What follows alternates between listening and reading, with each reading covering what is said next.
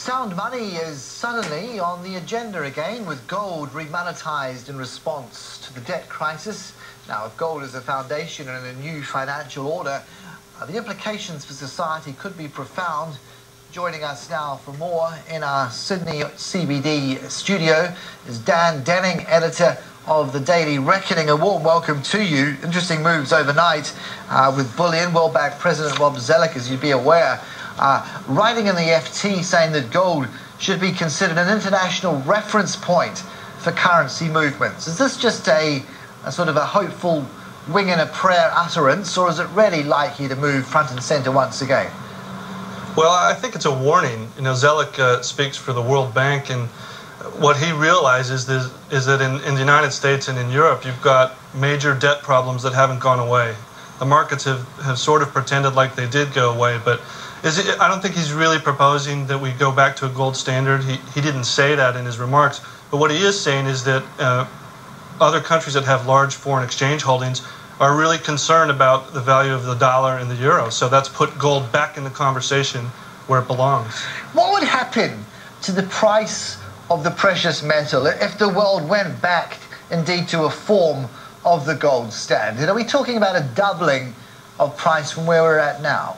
I would think at least that. You know, there's a lot of predictions out there of gold going to $5,000 and much higher than that. But you know, you've got to realize the issue here is not just gold being remonetized by central banks. It's the fact that the world's largest central bank has come out and basically said that it's abandoning its reserve currency status. They're going to devalue the dollar. So all the gold moves, I think, are in response to people trying to figure out, what do we do now if the dollar's going down? Tim Geithner, though, was at pains even last week to say we are not hell-bent on a path towards devaluation. That seemingly comes at odds then with the Fed's official stance. How do you reconcile the two? Well, he's not an elected politician, but I think the explanation that how do you know when a politician is lying, when he moves his lips. It's been the official policy of the United States to have a strong dollar policy, but everything that the Fed has done and everything that Treasury is engaged in has weakened the dollar. And they're doing that because their main mandate right now is to keep U.S. banks solvent. So whatever they say about a strong dollar is really for lip service. What they're actually doing is trying to keep U.S. banks from falling over right now. But in fairness, you know, everyone's at it in the same way. It may not be banks that they're trying to prop up in China. It's more like their export sector, which has artificially seen their currency kept lower for longer. You know, it's not as if it's one protagonist in this whole game. Yeah, that argument, I don't think that argument's correct, though. I mean, it's absolutely true that the employment issue is a political issue in the United States, and that the Chinese keeping their currency low has probably cost the United States manufacturing jobs. But in my view, the Fed policy has nothing to do with boosting U.S. exports, because there's really nothing the United States makes anymore that's going to get so much cheaper that their exports are going to rise with the weaker dollar. I think the Fed policy is almost exclusively designed to rehabilitate the balance sheet of U.S. banks, and they've said to the rest of the world, deal with it, we've got other issues right now. Well, you know, just explain practically how that's playing out, because, you know, as we go on, the debate doesn't centre on banks, like it or not. The global debate on currencies is all about competitiveness, not so much just with inside banks, but amongst, you know, the very economic drivers of growth, which tend to be a bit more wide-ranging than just banking. Well, that's true. I think that the other thing you're seeing, and this is the reason that the gold story is not a short-term story. It's not just it's not the rare earth story of the week. It's not a trade.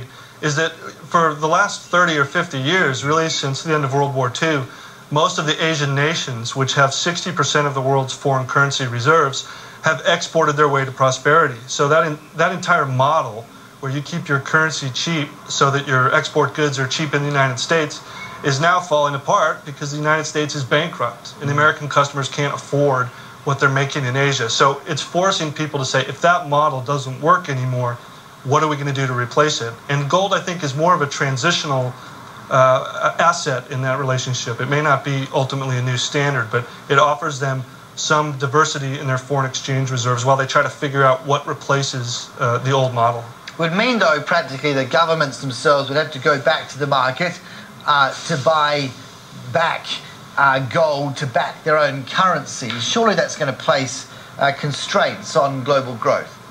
Yeah, I think so, but I don't think that's a bad thing in the sense that a lot of the global growth of the last 30 years has been financed by debt, and what you're seeing the Fed try to do right now is add more debt to the system. The truth is that adding more debt doesn't solve the problem. So if a gold standard or if a remonetization of gold reduces growth, so be it. What it does is it makes government live within its means, and that's not something we've seen for a long time, but I'm not opposed to that at all. At what point do you say, though, that debt levels become acceptable? Because there's always been an understanding that, to have surpluses is not necessarily the soundest strategy in the whole mix of things. If you're just obsessed with the surplus, you're not necessarily going to bring about balanced growth at all.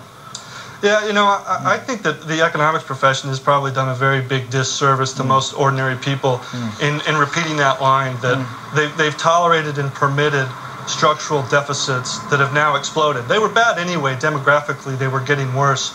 But during the financial crisis, you saw that governments assumed the liabilities of the banking sector. And what that did is it exposed the fact that the government can't run these deficits forever. So I don't think the economists have explained it. They didn't predict it.